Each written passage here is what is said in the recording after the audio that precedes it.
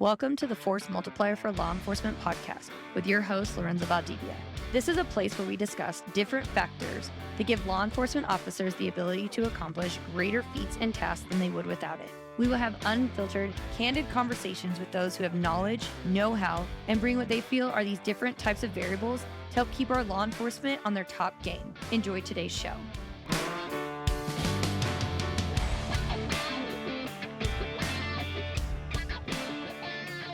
Welcome to Force Multiplier for Law Enforcement. I am your host, Lorenzo Valdivia. Today, I have the honor of interviewing, talking to, and bringing to our listeners, Master Carlos Machado. Sir, welcome to Force Multiplier.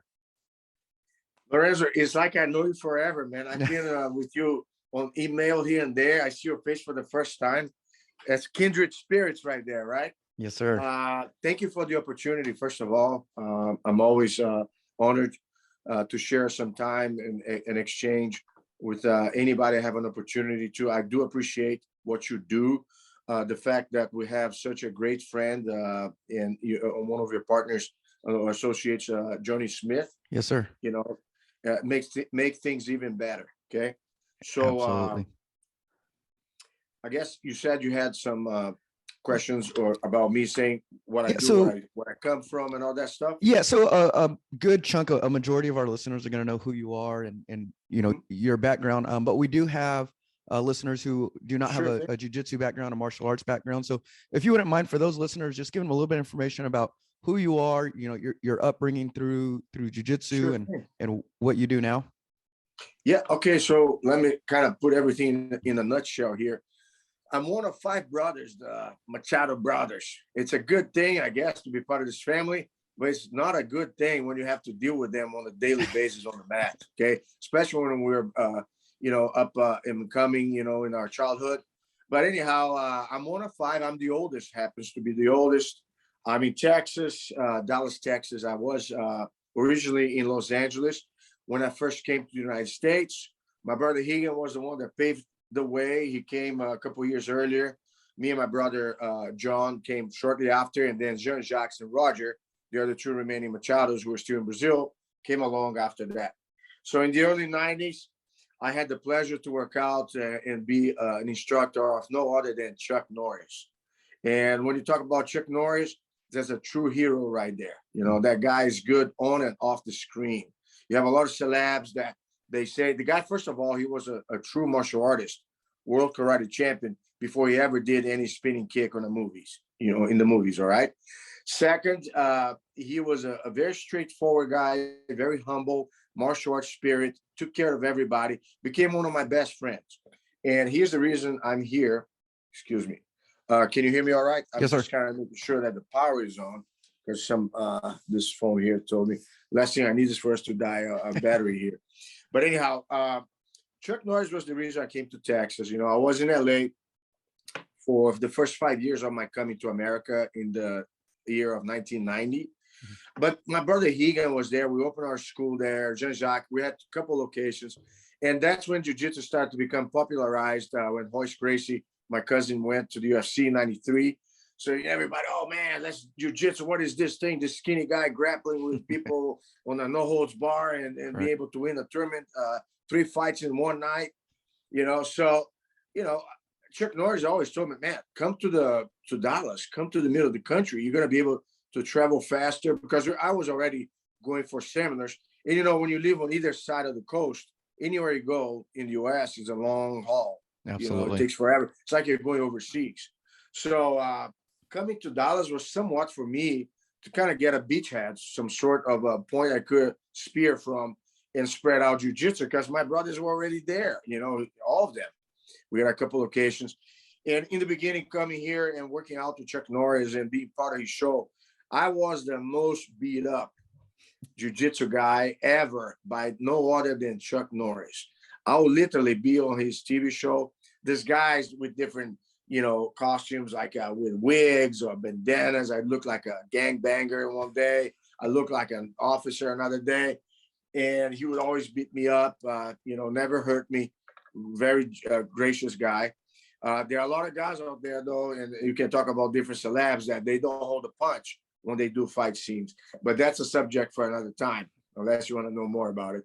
But in any case, I mean, I used to compete in Brazil all the time. And at the time I was in Brazil in the competition, basically between the early 80s to the late 80s, right before I came to America. Me and my brothers and my cousins, we used to win most of those tournaments. You know, it was not uncommon for us. And at that time, they had the state championships of Rio de Janeiro were considered the nationals, because here Rio was the focal point of Brazilian Jiu-Jitsu back then.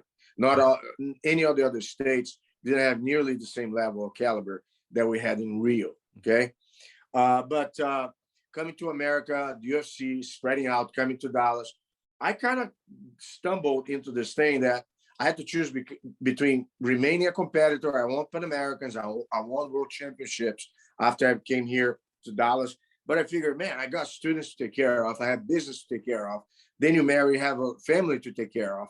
I might as well settle down here and try to take care of my students and take care of my business. So from competitor to instructor, but then you realize that you have a responsibility over whoever you teach. So becoming a mentor. I always believe if you only teach people how to fight, that's not enough. That's actually very little compared to what you can do. You teach people how to have the winning mindset, because that way, win or lose, they're going to always learn the lesson and apply that whether on or off the mats. Mm-hmm. So I got really heavily into the philosophical aspect of the art in addition to the mechanics. Now, don't get me wrong. I spent quite some time on the mat, and I take jiu-jitsu as a science, or martial arts in particular. If you ask me a question I cannot answer, I'm the happiest guy and also the most annoyed, because I want to find out the answer right now, right away. I don't want to wait until tomorrow, you know? So I love doing those things. So position I'm in right now, you know, I have multiple things I do besides the teaching. I still do teaching, some group classes. I have some private clients. I do seminars all over the country. I've been all over the world until the craziness since 2020 took place. Right. But with that said, I do have with a partner, Adam Carl, who has been with me for the past 5 years. We run an association that caters to, you know, a good number of schools across the country. And basically what we're trying to do is not just teach them jiu-jitsu or pass them the method. Adam does the marketing, and also I pass on the mindset. Mm-hmm. You got to get more than just learning how to make an armbar work. You know what I'm saying? So, and more recently, you know, I have quite a few law enforcement students who have been complaining about the atmosphere for them to do their job, that, you know, in some instances, you know, you want to make things easier, and they always have the political bias that makes it more complicated. So I try to figure out on that end too, what I can do to help these guys out here and there. So I'm kind of like in this equation here at this point in time. Other than that, we do have a line of nutrition called Machado Method Nutrition. We have our gear products that we sell, gis and shirts and rash guards, whatever stuff that my students need and the affiliates. And more recently, I don't know if you like coffee, but we got our own coffee line, Stay Humble Coffee. You know, that tells it all, right? Yes, sir. And I can tell you more about the title of or the name of that coffee and what is the motto behind our mindset. But I don't know. I don't want to prolong too much. I'm a coral belt. I've been in jiu-jitsu. I started age of 4. I'm 58. So for 54 years and counting, you know, doing jiu-jitsu. So it's fun. Yes, sir. And, you know, I think that, and I think we will get to your humble coffee, because I think, you know, the name of why you chose that, and, you know, it's going to fall in line with what we're going to talk today. But today we're going to talk about that, right? Is your philosophies on various topics, and sure. in relation to jiu-jitsu itself, but also in relation to law enforcement. You know, you were talking earlier about law enforcement officers that train with you. We briefly mentioned, you know, Johnny Lee Smith, good friend of mine, a very good friend of you. He's been training with you for a long time, and he was able to connect us to make this podcast happen. So, you know, to him, thank you very much. And a lot of what I've learned from him goes along exactly what you were just saying, of the philosophies behind what he does and why he does it for law enforcement. So jumping in here, you're just talked about your jiu-jitsu career, you know, how long you've been in. And I guess the first question I think would be good, and it's probably what a lot of people want to know, is your career as a jiu-jitsu practitioner. What do you contribute to being so successful in the art where most people kind of quit young in their careers? Okay, so everybody has a reason why they do things, and that reason might change with time. What I was telling you, being a student, you have enough reason to go on if you want to commit. Not everybody goes all the way until they earn, let's say, a black belt and stuff like that. Unfortunately, in martial arts, you have that funnel, that, you know, that pyramid, that you have a lot of people on the base, but every time they advance, it kind of narrows down a little bit. And I say it's a mixture of life. Life happens, and people, for different reasons, they have to stop. They get married, they get out of marriage, they get in college, out of college, and anything can happen. Family, relatives getting sick. But in the scheme of things, I think it's blueprint based. Okay, what path do you have that you follow? Okay, for instance, if you go to an academy, or the same way it could be for law enforcement, if there's no structure on the training, if you don't have an end in sight, it's kind of hard for you to keep the juice going, to keep the flame going, if you don't know exactly where you're going to end up. You know, so I always like to reverse engineer.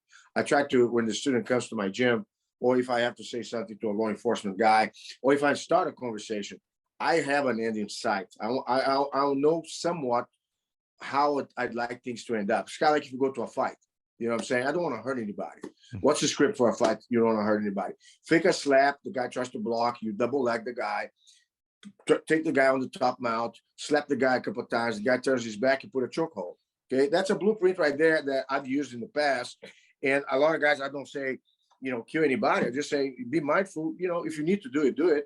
But going back to the end in sight, why do I commit? It has to do with the purpose. You know, the purpose, for instance, when I do martial arts just for me, it's selfish. It's still enough for me to be committed to it. I want to get better. I want to become a champion, whatever it is that you have in mind. I want to be the top of my class. I want to advance, you know, whatever that means, you know, get a new belt and stuff.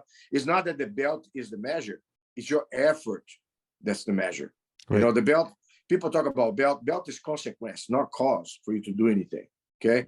But going back now to the other purpose is like when you start sharing what you know, there's a degree of responsibility because you want to make sure that you're not passing information that's flawed or that you don't know for sure that what you're passing on is going to work the way it's intended to be. And I'm very mindful of that. A lot of times when I'm troubleshooting techniques or doing drills, I don't rush about passing that on right away to the students. I have a handful of guys that I work with that I try to troubleshoot and tweak. And when I feel, okay, I got to this sound mechanic here. Okay, so that's feels good. That feels strong. That feels consistent. Then I pass it on. And it's not uncommon that I've been in seminars that I taught 20 years ago, and I see this guy showing up 15, 20 years later, and then turning at me and saying, hey, man, I still use that sweep that you showed me at that time, and it still works. So if you have sound mechanics, it's going to pass the test of time. See what I'm saying? It doesn't mean that's going to work all the time, but it's going to more likely than not give you the results that you're expecting of it. Okay. So, so that motivates me. You know, when I teach, I want to teach a student to replicate what I do even better, you know, than what I can. So that's the other thing too. I don't teach a student to be like me. I want a student to be better than me. So I don't hold back, nor I cut to the chase. Like, I'll give you the hook. I don't give you the fish. See what I'm saying? I want you to fish on your own. So for them to achieve that, you got to feed them the mindset. How can they become developers of their own game or learn how to sustain a technical growth in addition to your instruction? You know, so I want that because those guys, they give me back. You got a guy like Daniel Bryan's prodigy. You know, I spent time with Daniel Bryan. I mean, whatever I teach him, he teaches me back. You know what I'm saying? It's a two-way deal, you know? So he thinks I'm teaching him, I'm learning more from him than otherwise, you know? So, but that's the beauty of jiu-jitsu. It's the cycle of life, you know? You go up to a point and then you can keep on growing if you add more people to the pot that grow along with you or go even beyond you. Now, the other one, the ultimate one is the mission. when you have a sense of mission, okay? Sense of mission is when you teach the student martial arts, not with the intent of martial arts alone, but the intent to change that guy's life. You know, martial arts, what happens on the mat is not what really is my priority. It's what's off the mat, your whole life at large. I want that guy to become more successful or superior in the sense that he's above from wherever he started, not just on skill level, but whatever other critical, I believe, traits that they can acquire. Okay. And there too, you have the physical, the technical, you know, but then you have also on the sense that if they can run a martial arts school and they can make enough money to provide a good living for their family. So right now, if I can help that guy achieve that, right now I change this landscape of his family and hopefully of the generations to come. I want the grandkids to benefit from what the dad is doing today, if that makes any sense. Yes, sir. So when you have that sense of mission right there, you don't slow down because you want to make sure that you can reach as far as you can. You know what I'm saying? And but like I said, not every single student that you teach will pursue or be committed to the degree that you would like them to be. It's upon them. I cannot do the walk for anybody. They have to walk with their own feet. You know, I can show them the way. You know what I'm saying? Yes, sir. So that's kind of like how it works. That's why I feel. I mean, and the other thing too, Lorenzo, when you help anybody on mindset, it doesn't matter if the guy's a fighter or an average Joe that doesn't do anything, you know, martial arts related. Those guys, they will benefit from the same principles. You know, they're universal principles that apply no matter what area. You know what I'm saying? And so for me, because martial arts is the trigger point, is the foundation, I can build off there, or I can use that as a bridge for other areas, if that makes any sense. Absolutely. And, you know, I think that goes right into one of the other topics that we had talked about is, you know, on your social media page, you do a lot of come on, do some live and, you know, whatever's on your mind that day that you've been thinking about. And I think this exactly goes right into the topic that you had a couple of days ago on brain fog. I was listening to that, and I think I've listened to it 2 or 3 times, you know, about the, you know, how that affects people and how the brain fog really gets into a barrier, if you will, from people reaching goals. And, you know, when I heard this, I thought of the law enforcement officers that I train, that Johnny trains, that we go out and, you know, the big thing we always hear from them is, well, people say they don't have time for it, or they're, you know, there's too much going on, and it comes into that brain fog, right? That stuff that's stopping them. Can you talk a little bit more on that and brain fog and how your view of that is and how it affects people? Okay, so I can better describe that. For instance, some people believe that they can change the wind right away, like cold turkey, you know, cut the snake by the head kind of approach. But the way life works, in my view, is you don't change people. Life will change people, okay? But people, once they change their mindset, they can create the circumstances that welcome whatever change they need to affect on their lives, okay? I'm gonna go to the brain fog, but if I give an explanation, there's an essay from Ralph Waldo Emerson, okay, about the law of compensation, okay?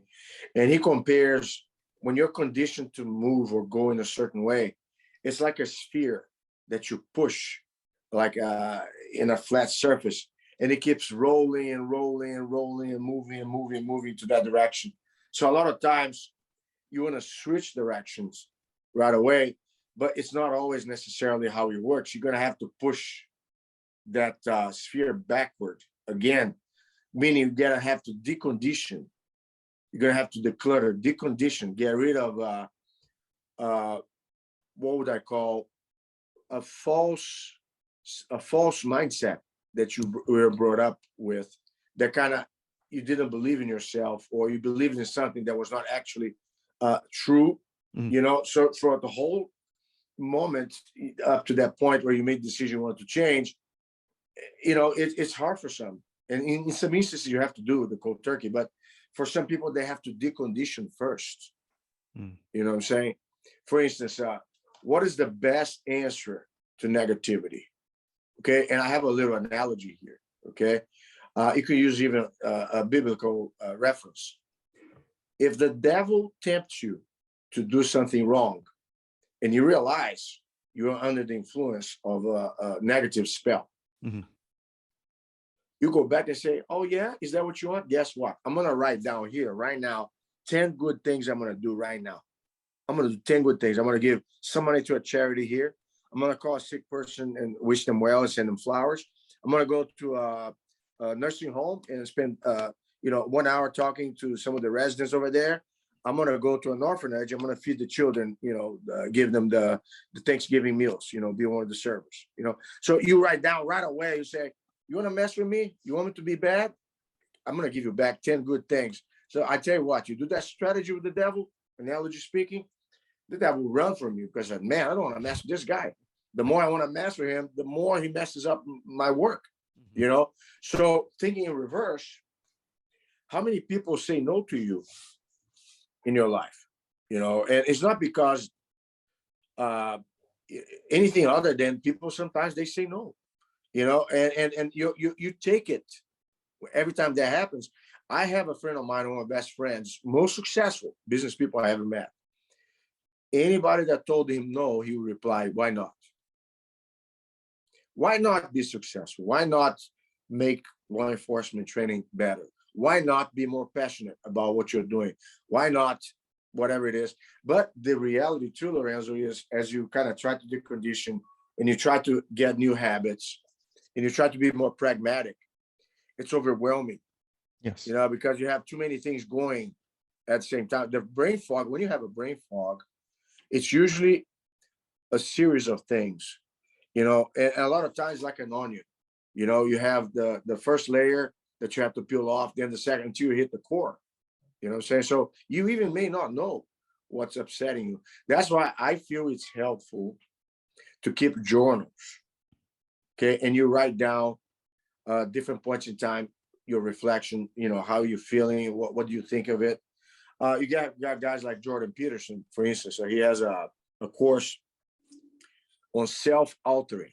You are the author of your own story. So one of the exercises that he recommends is you have to make an eulogy to yourself.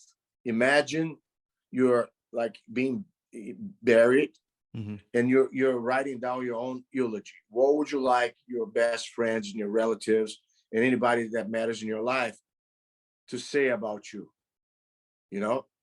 That's about legacy. This exercise, and it's easy for you to imagine all the good things you want to talk about yourself, but sometimes it's helpful for you, instead of you doing the exercise, you ask other people, what do you think of me? If I was not to be here, what would you say? This guy did this or that, but be sincere. Pretend you don't know me. Or, so there's all these different exercises that actually get you out of your shell. You know what I'm saying? But I can tell you this. Okay. It's a battle that you have to have a strategy if you are to succeed. Okay. Because you're not going to be able to win on all fronts. Okay. You're not going to become perfect in one day. You're not going to fix all the shortcomings that you may have.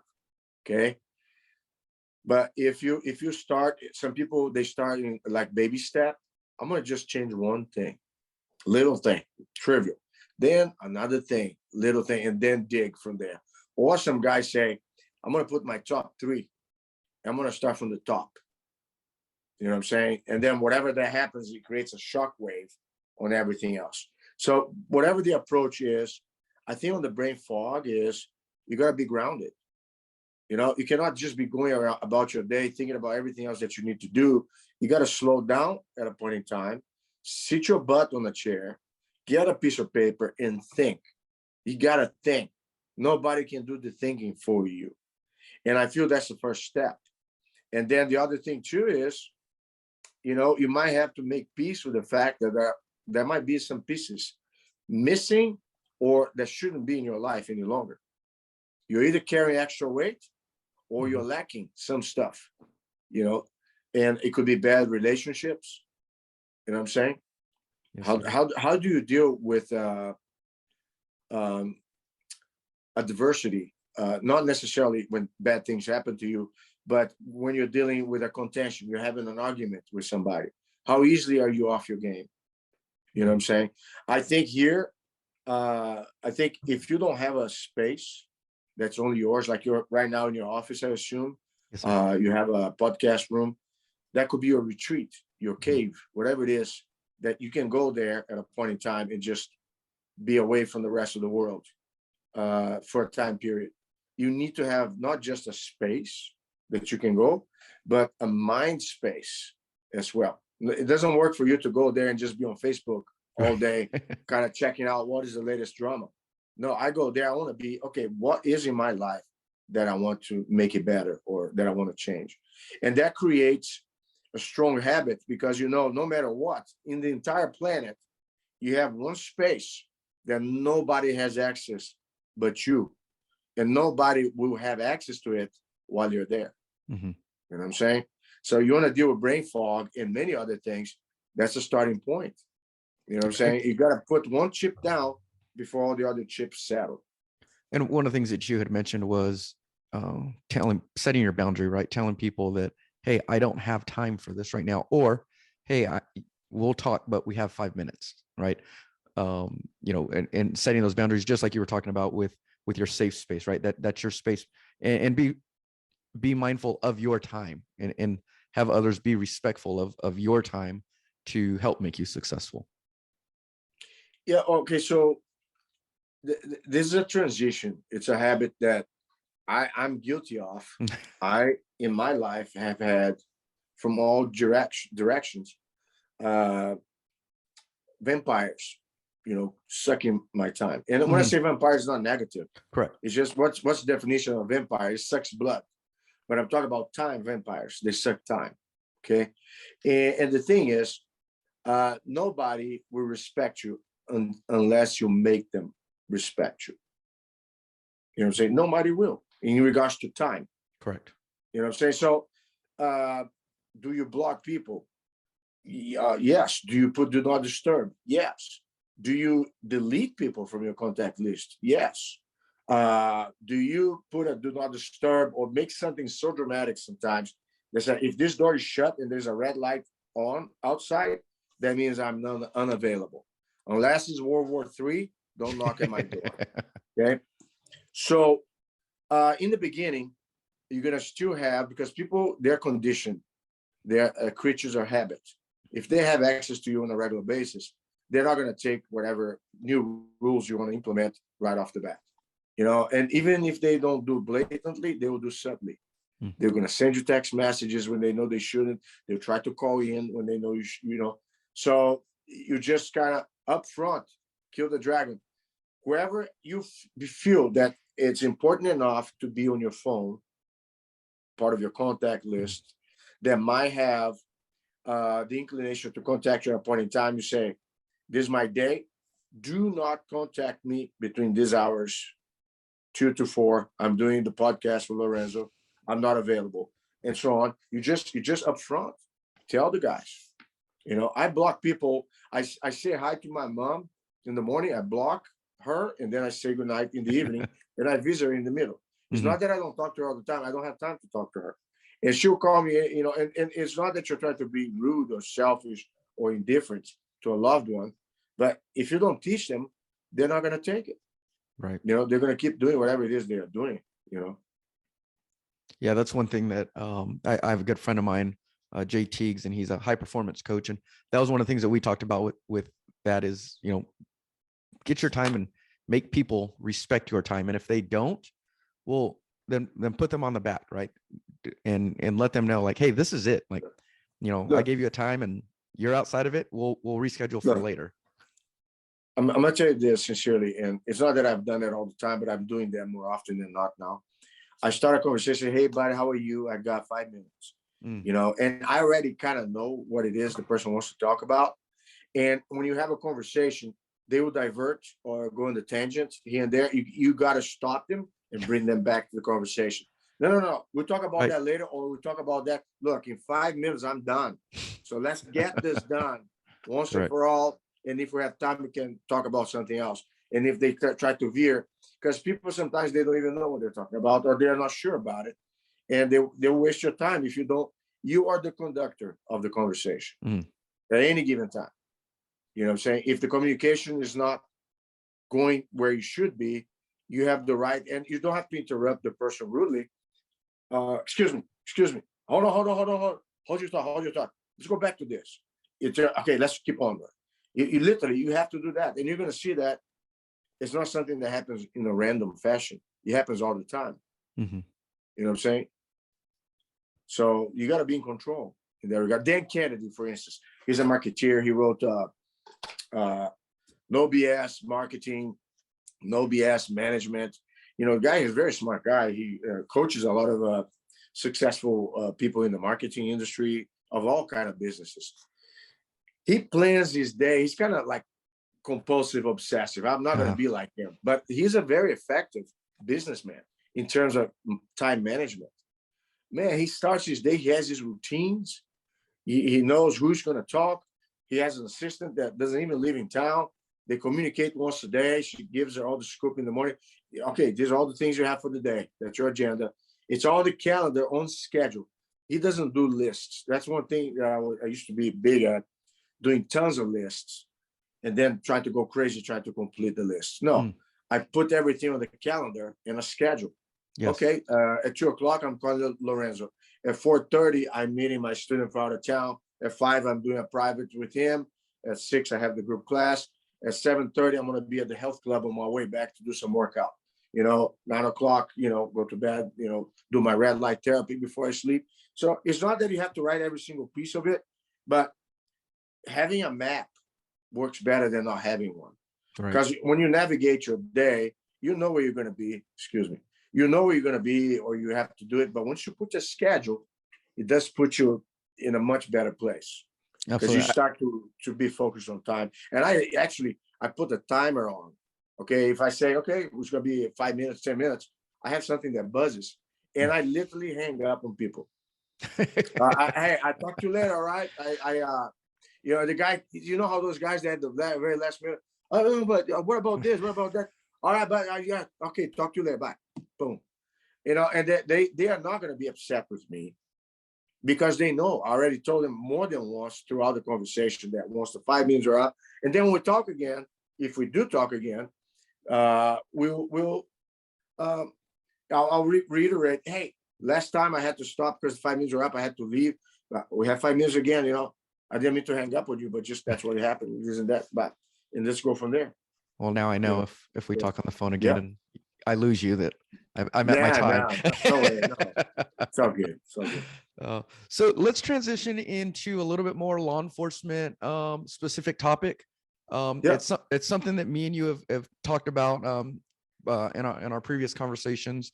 Last time we talked on the phone, where there's this big movement, right, with jiu-jitsu being the answer for law enforcement, and with all the politics that are going on now, and the scrutiny that police officers are receiving, there's a lot of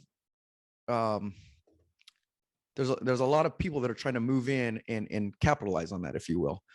And where we're seeing a lot of that is from the jiu-jitsu community, right? For law enforcement, for a long time, they had a company over here that saw a need back in the 80s, early 90s, and they came in, they capitalized on that need and created this program. And through the evolution of jiu-jitsu and the UFC and what we're seeing from suspects training, now the big movement is jiu-jitsu is the answer for law enforcement, right? This is what's going to fix defensive tactics and police officers protecting themselves. We kind of talked on this prior to coming on, but what is your thoughts on jiu-jitsu being the answer, part of the answer, or jiu-jitsu maybe not even being a piece of that answer? I think you can solve the issues of law enforcement in different ways. It doesn't have to be just one particular approach. Now the results may differ a little bit. Like, for instance, I had a good friend of mine who's a police officer in Houston who teaches at the academy out there. He has a Krav Maga background, you know, and he does know a little bit of jiu-jitsu, and I think he's done maybe judo as well. But his approach, you know, close range, you know, he uses a lot of elbows and knees, and then he does take down, and so the results were effective. Yeah, he was able to take into custody a non-compliant subject. The guy was bloodied. You know, the guy hit the head on the ground, got busted, and this and that. So there are a few, I guess, outcomes from that approach that made him question, because, you know, nowadays, unfortunately, Lorenzo, the issue that we have is not necessarily only what approach people consider the best for the situation, but also the political climate. Yes. You know, you're trying to do your job. I mean, being a law enforcement agent, and if you had to lay your hands on somebody who's not compliant or aggressive, there are two factors over there. Okay, you have your belt with weapon and tasers and everything else that can be used against the officer if he doesn't have control over the subject, and the subject, God forbid, get the grip on any of those items. You know what I'm saying? So, and then literally, it's a very tricky situation. Mm-hmm. If you ask me to get in a fight, putting a belt and having a gun on my holster and a taser on the other side, I'll say, hell no, I don't want to get in a fight. And, you know, what if this guy gets a hold of my gun? You know, and unfortunately, you see in the bad cases or worst case scenarios, which officers got killed, you know, on duty by their own guns. You know, it happens here and there, you know, mm-hmm. especially when you have more than one subject to deal with.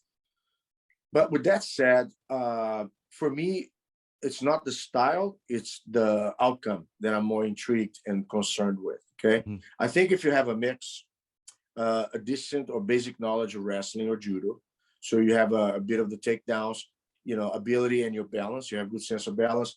The jiu-jitsu approach, so you can have close range control, and especially if it goes down to the ground, dexterity to put the person in a position and keep them there. Right. I think striking, you know, you should have a basic pugilistic, you know, just know how to cover a punch. If you need to hit somebody, you know, have a couple of things you can use, you know, Thai boxing clinch, using knees, don't have to need the guy on the face, but need the guy on the ribs, on the groin, whatever.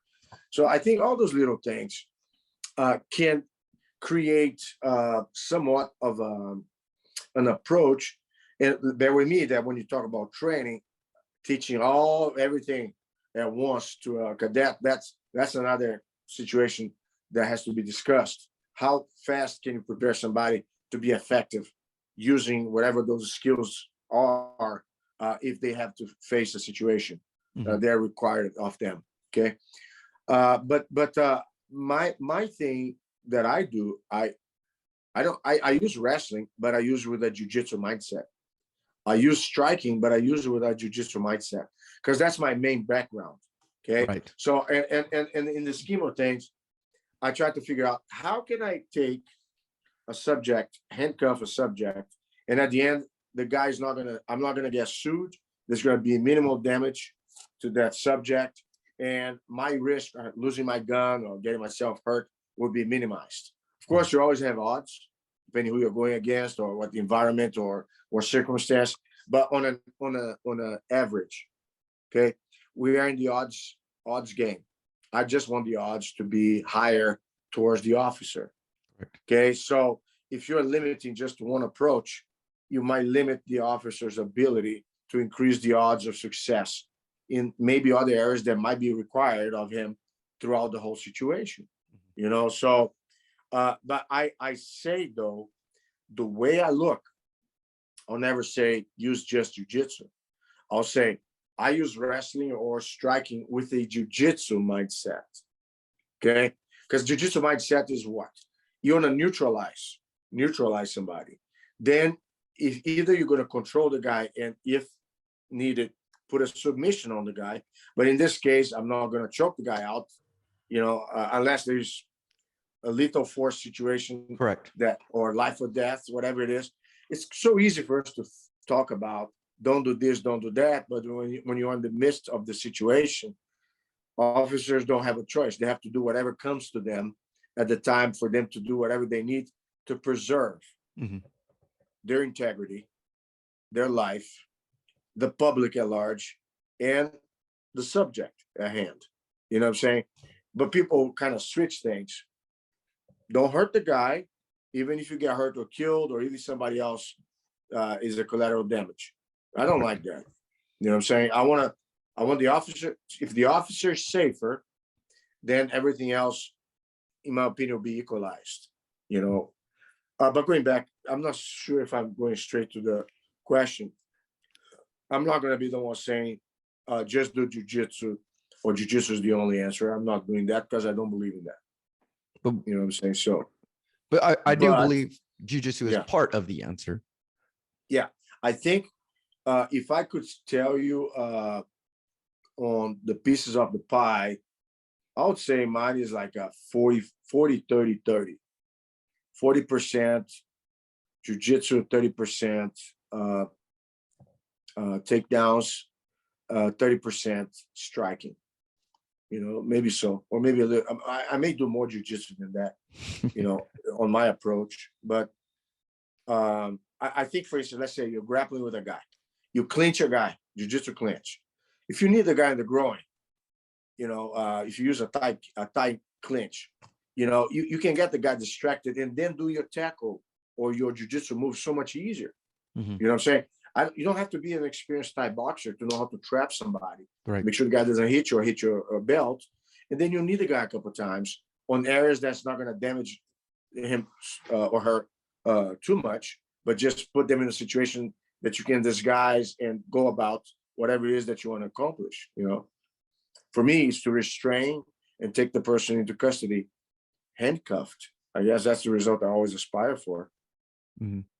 And create distance when needed, right? Because sometimes it's not a good idea to stay clinched in and close to somebody. No. Even when I go to the ground, if I have to worry about other people, I'll never grapple the guy. I'll keep the guy on the ground, and the way I do let's say if I have a guy flat on the ground, and by the way, I never knee anybody on the head, on the back of the head. You know, just as an example of control, I've done that with wrestlers. I put wrestlers and tell them, get up and run, you know, and then I have to pin certain areas of their body. So I felt, not trying to be technical here or sidetrack on what you're talking about. There are 4 points on the upper body, the kidneys and the shoulder blades on either side. And then you have below the hip, you have like the upper thigh. You know, that if you use as temporary positions for you to land your knee and pin the guy there with your knee, it's hard for the guy to get up and go while you're kneeling down on them right there. And then if you need to keep other suspects away, if you need to draw your gun, you guys get out over there. You know, I can keep this guy down. This guy's not going to run if I need to take care of him. But at the same time, I'm going to be watchful. And if I need to switch directions, I keep switching from kidney to shoulder blade, shoulder blade, shoulder blade, shoulder blade to kidney. So I can go side to side like a 180, you know, motion. And I can kind of circle around and see at any given time what's behind my back. If right. I need to get up and go and let the guy go and just pull the gun and hold my own, you know, I can do that if that's the case. But I agree with you that, and the other thing too, like you said, if you have multiple situations, you have two subjects instead of one, and you are outnumbered. The clinch with the first one is not to take the guy down. The clinch with the first one is to impair the first one. And then you can focus your attention on the other one. See what I'm saying? So if I'm a law enforcement, and I don't want to sound harsh to the method, there's an escalation of force that I would recommend if you have to go against two at the same time. So the first one that you go, and I'm not sure if this sounds politically right, I would try to break the guy's shoulder upon clinching. You know, because I mean, you can try to knock them out or something like that, but if you break somebody's shoulder, because in the limb, wrist, elbow, and shoulder, the shoulder incapacitates the guy to such a degree that he becomes literally like a 5-year-old. Half of his body will lean towards the side of the broken side. You know what I'm saying? So he can't run, because if he runs, he hurts. He has to hold his arm because his shoulder is hanging. So he can't use both of his hands. So he becomes somewhat incapacitated in regard that it's not going to be too much of a problem for me. And then I can focus on the other guy. Right. And, you know and I think so, I think you hit on something right there that, Johnny and myself, we talk about this. He has his defensive tactics program. And one of the things that we always talk about is that topic right there, is that, law enforcement, we're not in a cage, right? We're not one-on-one in a boxing room with somebody. There can be multiple threats, and the risk of clinching with somebody, or maybe moving to a mount position, or one of these positions, is it doesn't allow that officer to create distance when he wants to, or when he would need to, at his will. And that's one of the things that we talk about is, just like you were saying, of being able to control that person using knees, or, something of that effect, so that I can be aware of my surroundings, of secondary threats, or, whoever else there may be. Yeah. 100%. I wouldn't be on the mount position if I'm an officer on anybody. I wouldn't do that. It's taught all over the place. We don't teach it. We don't teach it, but it's taught. I put the knee on the belly, I underhook the firearm, and I face plant the guy. I'll put the guy face down, and then I'll sit my knee on him. I'm not going to sit my butt on him, because then I can't move. I can circle. I can't get up. I cannot run. I'm limited. Like I would never teach anybody an armbar. An officer to do an armbar sitting back. I'll never do that. Or a triangle from the guard. I'll never do that. And if I'm in the bottom, I'm getting the heck out of there as fast as I can. You know what I'm saying? I'm not there to be on my back. If I have my belt, and if I'm an officer, what I'm saying? Because I can't, I want to revert the situation. Right. And, one of the ways that Johnny kind of explains that to people is, if I'm a police officer and we're the interaction with the subject started standing, right? Somehow this bad guy was able to get me, the police officer, off my feet, onto the ground, and get on top of me. Why do I want to spend what energy is left thinking that I can control this guy? I should assume that he knows something. And now I need to do what you were saying. I need to create distance. I need to get away. I need to reverse where we're at to get myself in a better position, or create distance and go to my tool belt. And we see companies and these various programs out there that are teaching arm bars from the bottom, triangles from the bottom. They're teaching police officers a mount and telling them that these are the dominant positions. But for a law enforcement officer, we have belts. You talked about that earlier, right? A police officer has a belt, and you said that there's things that you would do in jiu-jitsu that you wouldn't do as a police officer because of that belt. So I think that kind of goes along with what you're saying a little bit ago with places that are teaching this stuff. I can't.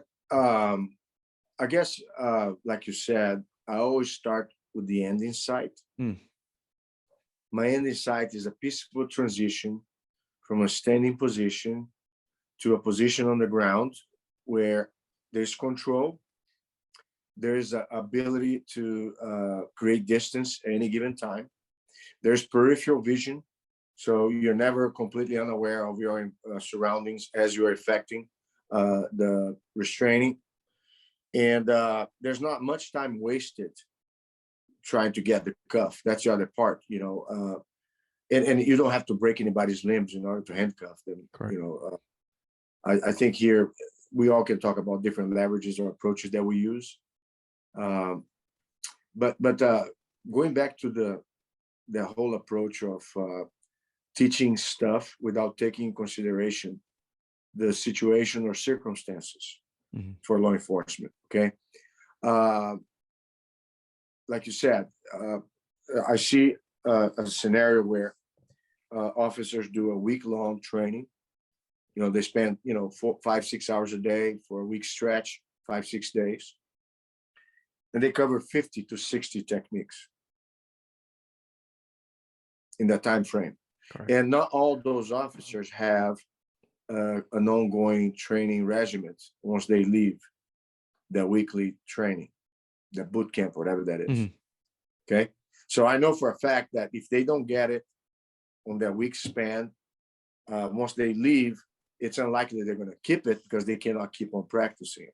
The second part, Lorenzo, is the capacity of an average person.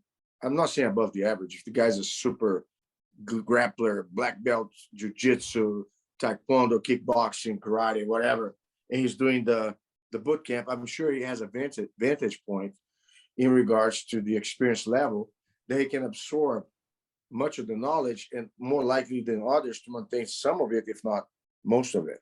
Okay. Right. But with that said, what does reality says? Okay. If you teach somebody more than a certain number of skills without give them enough time to develop their muscle memory, not only they're not going to remember everything that they learn on that week on the day they finish the course, they're going to forget most of it in a matter of weeks after the course. It's just a fact, because the thing is, you're not dealing with academic thing that you memorize something and then, okay, oh, let me remember what move. You're in a situation where you have to arrest somebody, and then you think, oh, wait a minute, let me think about, what I learned at that boot camp. The guy in front of you already did something. He punched you in the face, grabbed your gun, or just run away. Okay. So we don't have the luxury of time when it comes to muscle memory, especially for law enforcement duties. Okay. And I think the reality of what I saw in some of the things that I came across or courses or different approaches was that people are more concerned about teaching, thinking that they did their job if they taught everything in a week, like a crunch. All right, that's a successful course. I taught all this 50 moves. This guy, they have a 100-page manual, and then now the job is done. They're gonna go out there and get it.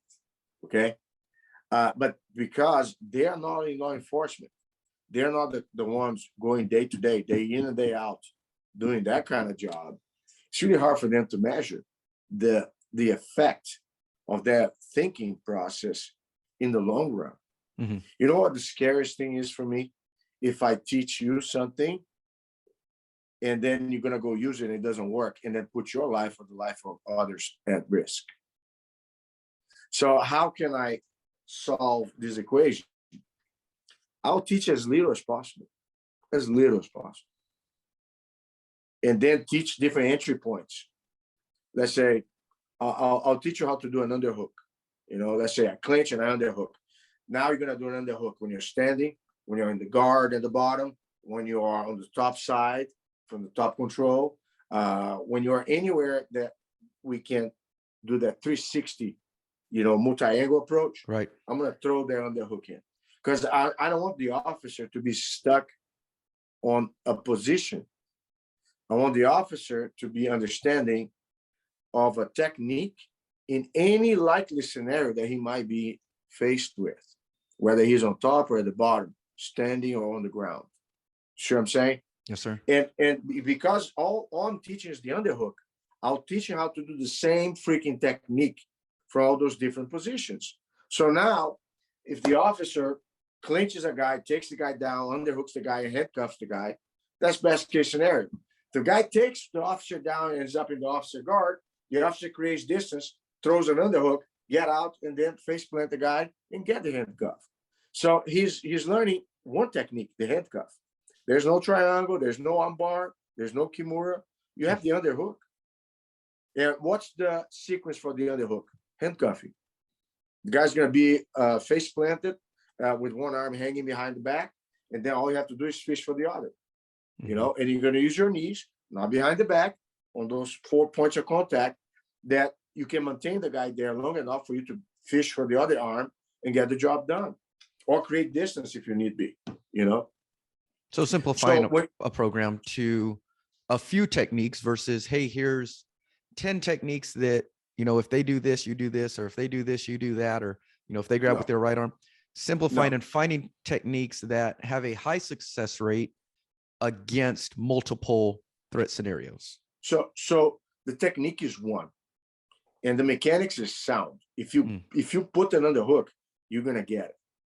So I'm saying there's no if when it comes to whatever the outcome is. See what I'm saying? But in order for the officer to develop, so if I tell you you're gonna spend 30 hours here, and all you're gonna do is underhooks and face plant people, and then keep people down, and then get the cuff. Okay. And then you're going to learn how to do that from different starting positions. So the only thing that changed were the starting positions. The only technique you really learned was the underhook. You see what I'm saying? That's success. That's you go after the situation with the end in sight. You don't have to guess. If the guy does this, I do that. If the guy does that, I do this. No, man. This is my map. This is my road map here. I'm going to get this sucker on a handcuff. And I'm going to underhook that sucker. First punch he throws at me. And then from there he goes. You know, so, I mean, you can underhook the guy if the guy punches you. You can underhook the guy if the guy tries to grab your gun. You know, and then from there is the mechanics. So I think the odds of success for an officer that goes through a process of muscle memory building is to such a degree. You know, I kind of like also use analogy. You know, when you teach, you got to be verbal, but visual. You know, what is the definition of dealing with a non-compliant subject? It's kind of like riding a bull. You know, if you happen to control the guy, you put the guy down, the bull is down. What does the bull want to do when you try to keep the bull down? Get up and go. So do I teach the guy any techniques? No, I teach the guy how to control the guy when the guy tries to run. And that's all they're going to do. You know what I'm saying? So if you spend 5 hours just keeping the bull down, I tell you what, by the end of the day, you're going to figure that out. And if I ask you tomorrow to do it, more likely than not, you're going to remember. And I'll make you do it anyways. Right. You know? So what if the guy stands up? The bull stood up. If the bull is up, don't let the bull loose. You got to body lock the bull and take the bull down right away. You know, which is part of, I guess, the approach. So you have to have a plan B, I guess, just in case. Otherwise, all you're left with is escalation of force or increased liability. The odds, if you put the guy down, you let the guy go up, and then you let the guy lose, and you still have to get the guy. Now the liability is there again because you have to reset the whole thing, start the whole approach again, and put yourself in those situations which could have been handled from the beginning if you just kept everything in place. So that kind of training, it's 100% muscle memory, you know, and I cannot sugarcoat it. The officers who fail, they're going to figure out right away why they failed. And then they start doing the drill. They're going to figure out how to make it work. Right. You know what I'm saying? I'm not going to wait for the street to test them. That's the other thing. You do something like easy peasy and nice and sweet. Don't get me wrong. I keep the safety in check. You know, nobody's going to get body slammed, face dunked on the ground. But they're going to have to make sure that they don't let anybody run loose. You know, and I mean, we do the best we can, I guess, depending on the logistics of how to prepare those guys. I think there has to be conceptual stuff thrown away. You know, I always like the approach of revolving door, or I call the loop. You know, you have a movie, has a starting, a transition, you know, a plot in between, and then the end. That's the movie.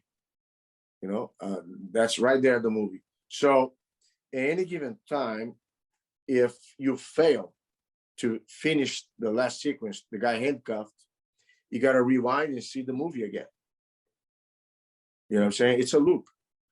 If I teach you 5 techniques in 30 hours and that's all you learn, and you did technique 3, it didn't work out, guess what you're going to do? Technique 1 or 2 again, and then build up from there. You know what I'm saying? Mm-hmm. So I don't have to add more techniques for a situation that you failed. You just go backward, you know, and start and reset the whole thing again. Just that alone will lead you to make it work. And figuring out why that failed. Again. You see what I'm saying? Yes, sir. Because it's impossible that every single time everything's going to be perfect, and every time you try, everything's going to work out. But I don't have the luxury to teach you 10 moves because you're not going to remember. I'll teach you 5, but I'll teach you the strategy to make them work in case you fail in any of them. You know, it's not by adding more moves, it's by going back a step. Right. And then you start over again, and then you reset the guy. I like that. You know what I'm saying? Yes, sir. So I like that. It's called the revolving door.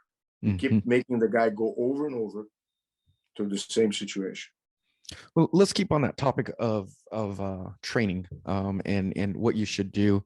I have a good friend of mine, David Sotier, that I met back in California down in San Diego, and we were talking the other day, and I said, well, Rev is what I call him. I said, hey, I'm going to talk to Carlos Machado, and we're going to be interviewing, and what's something you want me to ask him? And I think it goes right with the question that he proposed. Well, he said, well, what do you mean I only get one question? I said, well, you get one question.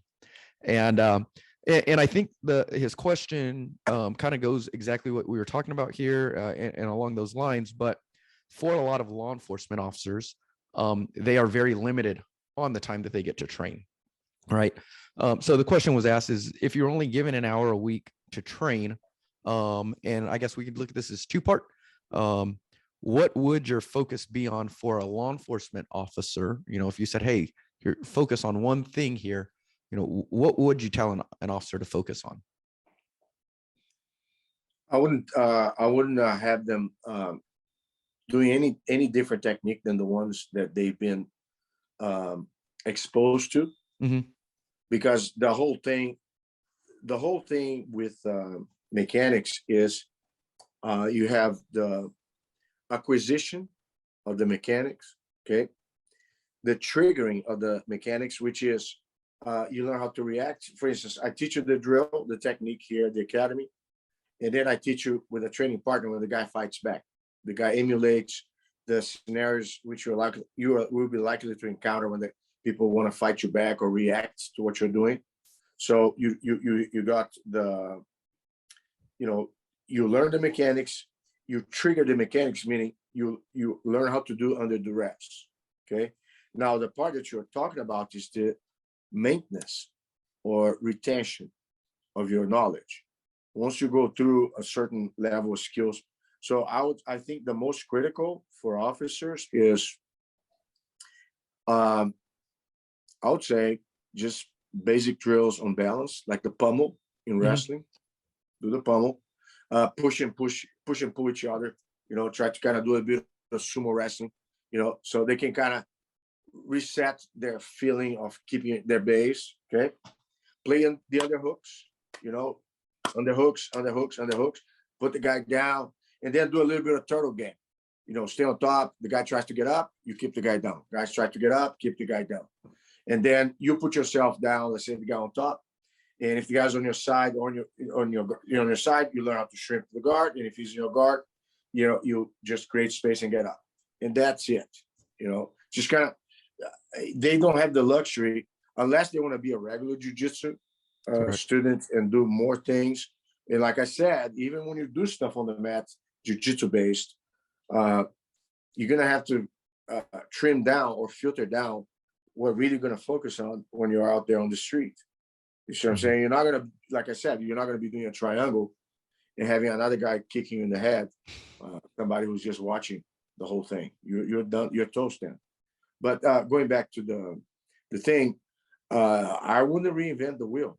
I would make sure that there's a protocol or a routine that I don't care literally if it sounds like a calisthenic-like approach. Not that these guys doing calisthenic, but let's say you want to be in shape, you cannot work out anywhere, 15 minutes twice a day, push-ups, sit-ups, and squats, and pull-ups. That's all you do. You do that, you're going to be better off than most guys, Right. But I know in terms of training for for law enforcement, it's not realistic that you may expect them to be on a daily basis being disciplined or doing everything the way you're supposed to. I don't know. But if they meet once a week, it's just to review and do it over and over. Some of the core things that they need to do based upon whatever it is that they learned previously. So it's kind of like their fundamentals. It's look, they don't have time to learn new skills. They're in the game of keeping the skills they got. Mm-hmm. You know what I'm saying? That's the only thing, unless they do an upgrade course, and then you can add more, I guess, to their routine. But I would say just stick with the plan, man. Stick with the plan. You know what I'm saying? Don't go too far on a tangent, because your muscle memory is not going to be there. Mm-hmm. It's not about remembering what to do. It's about feeling what to do. You know what I'm saying? So when you feel it's the moment, you're already doing it without thinking. Right. And, I think that is right where, when somebody is in these scenarios, right, when they're engaged with the subject, what is your thoughts on forcing what you want to get to, or allowing that opportunity, or allowing that to come and then capitalizing on those moments? Or is it a mixture of both? It can go either way, but I'll go for the first one. I want the guy who's in charge is going to direct where he goes. I mean, I'm sure that there'll be situations that might change here and there. Mm-hmm. We'll cover the other scenarios. Like, let's say you try to approach a guy and get the guy down so you can handcuff the guy, but the guy takes you down. That's already covered in regards to you creating distance and getting back up again. So if something doesn't go according to the plan, you have some backup options just in case. I say the 6 or 8 horses of the apocalypse. When you're on the ground, some bad positions, but not techniques. You're on the bottom, the guy's on your guard, on your side, or on the mount. If you're on top, same thing. You're on the guy's guard, on the side, on the mount, and then the same thing for the turtle. So you have 8 altogether. All right, this is my big question of the recording, and I kind of gave you a little bit of background on my views on this. So there's the other movement going around is that all police officers in America need to be blue belts in Jiu Jitsu. This is my stance, and you may or may not agree with it, and I'd love to hear your view on either way. Is police officers are out here training, and there's tens of thousands of police officers out here. So my view on this is that I don't think it's a realistic goal, and I don't think it's safe, so to say, because there is no standardization as to what is a blue belt right now. And I come from the approach that, well, if we do make all police officers blue belts, and this is one that I heard from a good friend, is if we do make all police officers blue belts, well, what happens when they go up against a subject that's a purple belt? Do we now make all police officers purple belts? And if that's the case, then where does it end, right? Because bad guys train just like police officers train. So I guess, what are your thoughts on the movement that all police officers in America need to be blue belts? I don't think rank has anything to do with the need. I think if you have a police officer who is versed in anything, and let's say in this case jiu-jitsu, he's better off than not knowing anything. Mm-hmm. So that right there for me is a plus. The problem you're talking about, I don't think is whether if you don't have a standard, what it is a blue belt, what's the criteria, how much time you spend training, how many techniques you learn, is that a test? What's the criteria? If there's no criteria, there's no standard, then it's subjective. You know what I'm saying? So some officers might get a blue belt faster than others. Some officers will be a blue belt forever. So it could be all kinds of situations. You know what I'm saying? I think here, the way this is being described could it have been worded in a different way? If I was to say, I would say all police officers are required to a certain amount of jiu-jitsu training. Not attach rank to it. You know, they should have a minimum of 12 months, you know, average, you know, so many times throughout the year, 12-month period.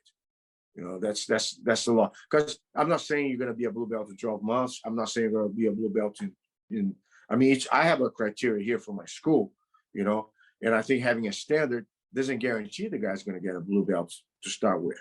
Because despite the fact a student might put the time to learn and everything else, he can become eligible, but he still has to be tested to whatever the criteria is for them to be tested with, so they can earn whatever it is, the rank that he's eligible and the instructor believes he has what it takes to get. You know what I'm saying? But then what you're touching right now, Lorenzo, is the lack of structure and standards. Correct.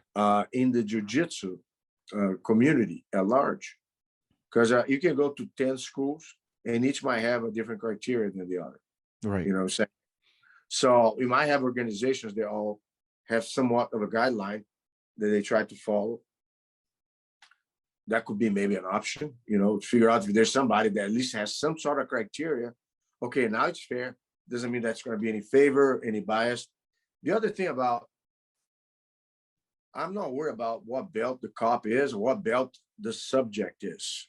I care about if the cop needs to do his or her job. You know, they're going to have to, whatever possibilities or resources that we make available for them to increase their odds of success, you know, that's where we should provide, you know. But I think the technicality of making a blue belt or just equating rank to, you know, I guess the criteria for, if you want to be a police officer, you're going to have to be a blue belt. You know, I think in the Emirates, I could be wrong, I think they have a law that police officers and military have to be a blue belt. But there, they have jiu-jitsu all over the country. Everybody trains everywhere. And they actually is part of the school system. If you go to kindergarten, middle school, all the way to high school, you still train jiu-jitsu. It's like PE, you have jiu-jitsu classes everywhere. I wish we would. I know. I know.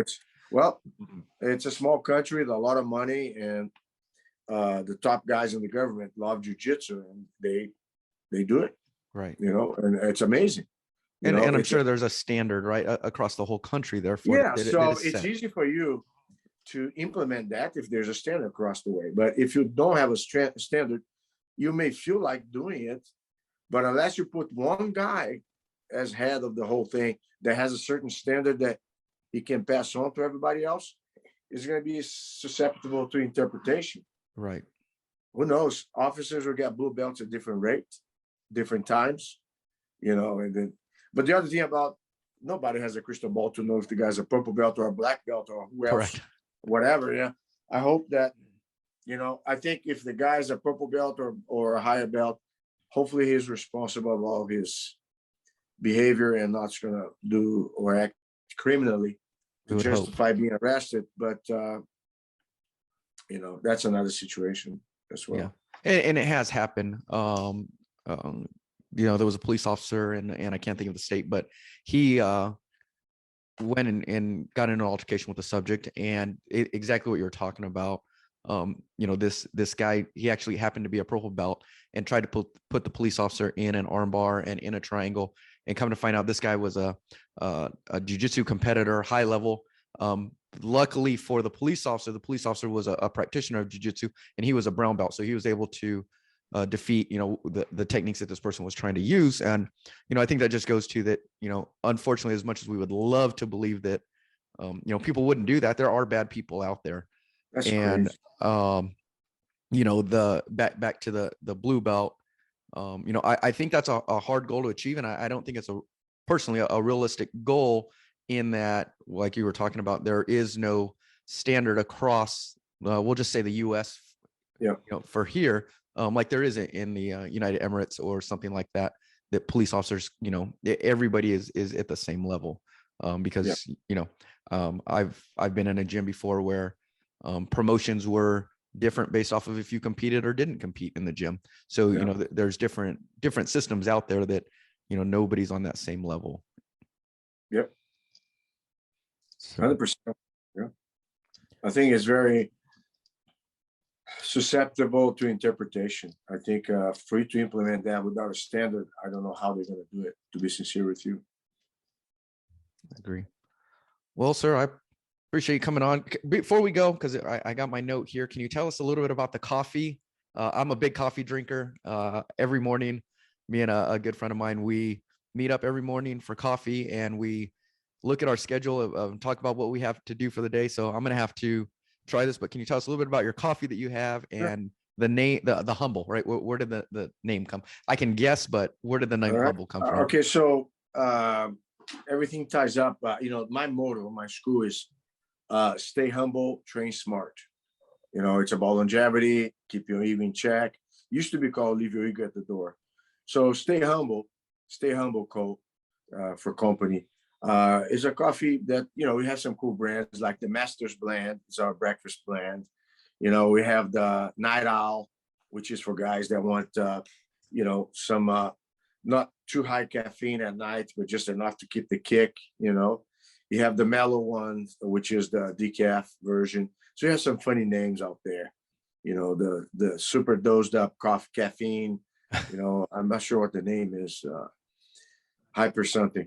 I could be wrong, but anyhow, I have a site that sells them all, and also our line of supplements from multivitamins, vitamin D3, immune system boosters called Machado Method Nutrition.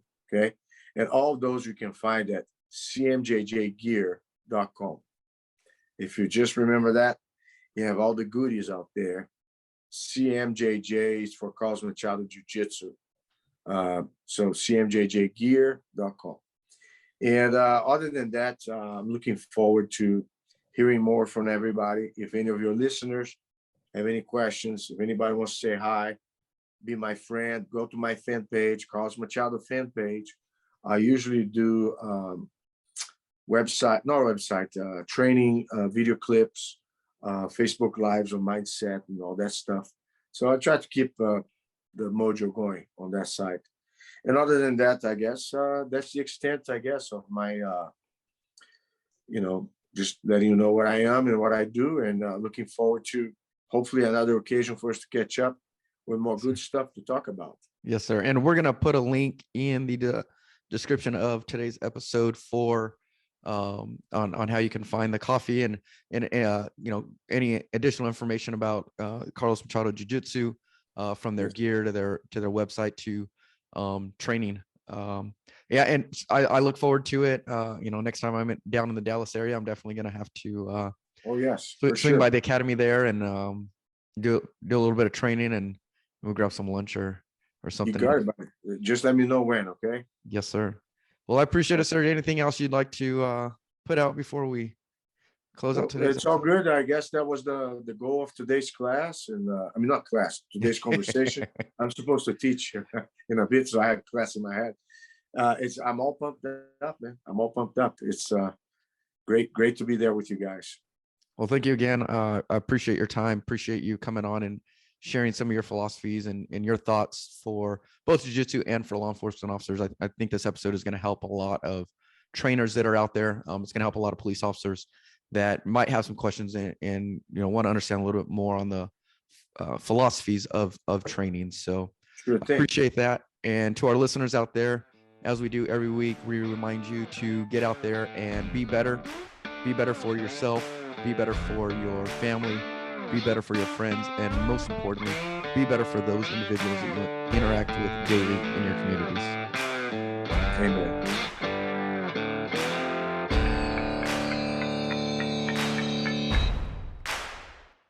That's it for this week's episode. We hope you enjoyed it. If you did, be sure to subscribe and share with a friend so you never miss an episode of Force Multiplier for Law Enforcement. Another way that can help us grow and reach more listeners and agencies is by leaving us a review. They are read and the feedback is taken on how to make this podcast even better to reach our community and different law enforcement agencies.